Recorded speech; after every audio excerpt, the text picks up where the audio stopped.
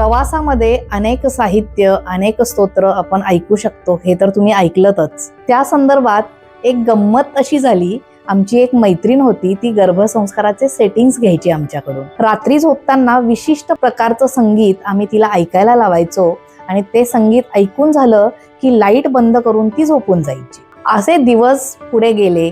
त्यानंतर तिची डिलिव्हरी झाली आणि पहिल्या महिन्यात काय झालं, संध्याकाळ झाली की बाळ प्रचंड रडायचं.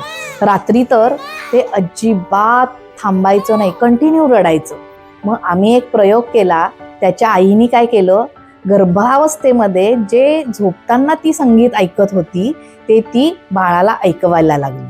आणि काय आश्चर्य, बाळ ते म्युझिक ऐकल्यानंतर छान पद्धतीने झोपायला लागलं. त्यामुळे त्याचा पॅटर्न चेंज झाला आणि तेही शांत झोपायला लागलं आणि आईलाही छान झोप मिळायला लागली. आहे की नाही गंमत?